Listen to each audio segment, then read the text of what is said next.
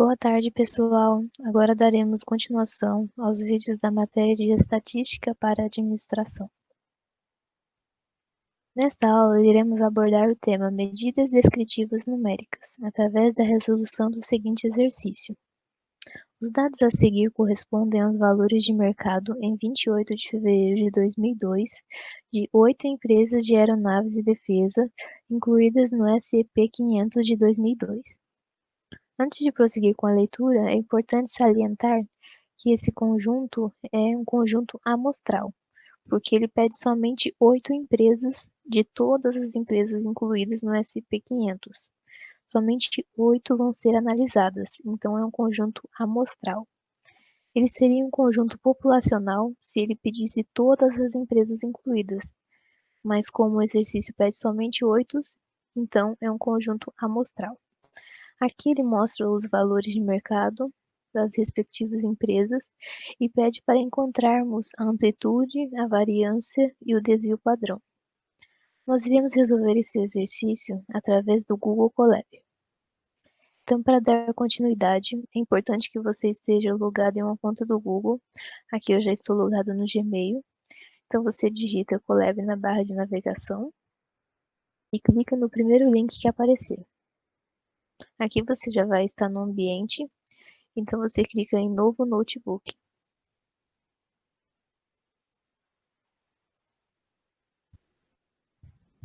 A partir daqui, você já pode começar a inserir os códigos. Esse ambiente ele é fornecido pelo Google, então não precisa se preocupar, porque ele não vai ocupar nenhum espaço na sua máquina. Aqui em cima dá para você editar o nome do seu notebook. No caso, eu vou escrever exercício 23. Para começar a resolução, é importante resgatarmos aqueles valores de mercado que o exercício, o enunciado nos fornece. Então, aqui nós temos os valores das 8 empresas. Nós vamos rodar. Aqui podemos observar que ele está conectando.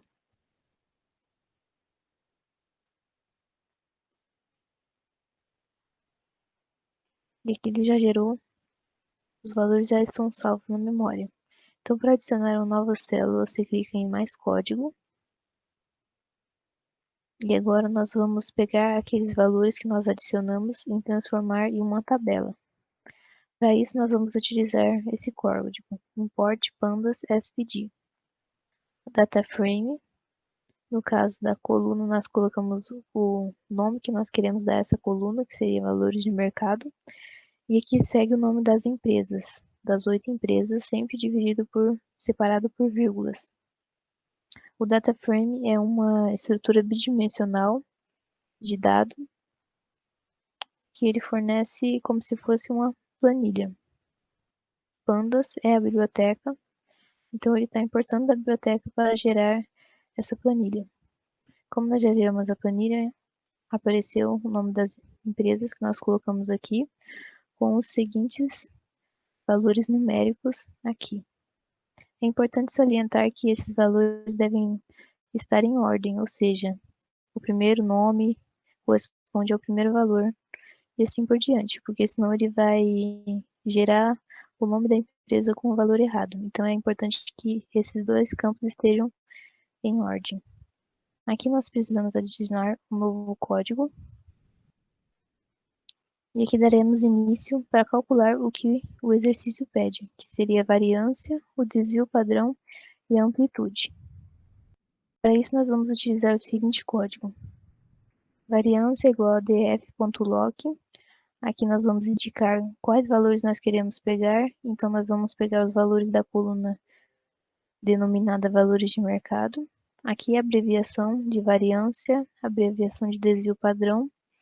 E resgatando a informação que eu disse no início, aqui é DDoF igual a 1, porque os valores correspondem ao conjunto amostral. Se fosse um conjunto populacional, seria DDoF igual a 0. Mas como é amostral, é DDoF igual a 1. Para calcular a amplitude, nós precisamos do valor de máximo e mínimo. Então, por isso, nós devemos calcular eles antes, para somente aqui colocar o valor, calcular a amplitude. O print significa que nós queremos que esse valor apareça. Se nós não colocarmos print, ele vai simplesmente calcular, mas não vai mostrar o valor embaixo. Então aqui nós vamos rodar. Como vocês podem ver, aqui ele já forneceu o valor da variância, do desvio padrão e da amplitude desses 8 números que nós colocamos aqui em cima. Então eu espero que vocês tenham entendido a resolução do exercício e até a próxima. Bom, então no exercício 1, ele está pedindo para a gente caracterizar cada uma das alternativas, colocando se ela representa uma população ou uma amostra. Antes então da gente começar, é sempre bom se lembrar desses conceitos. A população diz respeito a todo o conjunto de dados que serão analisados. Já a amostra representa um subconjunto da população, um grupo separado que, a partir disso, vai ser estudado. Então, na alternativa A, ele diz peso em quilos do peixe capturado por todos os participantes em um torneio de pesca. Aqui, ele deixa claro que foram considerados todos os participantes. Então, nesse caso, a gente está falando da população. Na alternativa B, está dizendo dívidas no cartão de crédito de 100 famílias selecionadas a partir de uma cidade. Aqui, ele delimita um número específico de pessoas que foram selecionadas, 100 famílias. Na cidade, existem várias famílias, mas nesse caso, ele pegou apenas 100 para analisar. Então, aqui, a gente está falando da amostra, que é um grupo menor que foi selecionado a partir de todas as pessoas da cidade, todas as famílias, no caso. A alternativa C, idades de todos os membros de uma família. Aqui ele deixa claro que foram considerados todos os membros da família. Então, a gente está falando da população.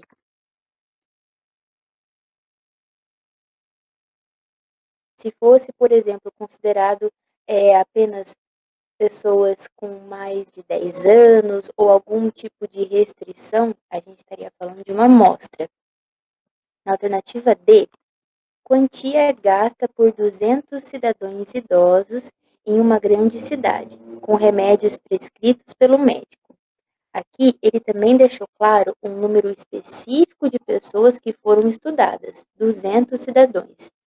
Então, dentro da cidade, existem vários idosos, mas nesse caso, ele pegou apenas 200 idosos para estudar.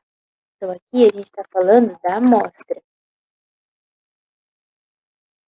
A alternativa E diz resultados de todos os alunos em uma turma de estatística.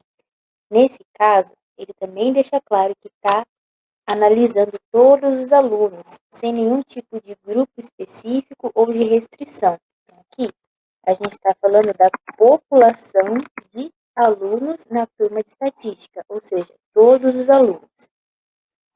E na alternativa F, gado possuído por 100 fazendeiros do Mato Grosso. Aqui, ele também deixa claro um número específico de fazendeiros. Não foram todos fazendeiros, foram apenas 100. Então, a gente está falando da amostra, que é um grupo pequeno da população. No Mato Grosso, existem vários fazendeiros, mas aqui ele deixou claro que pegou apenas 100. Então, como sendo um subgrupo, a gente está falando da amostra.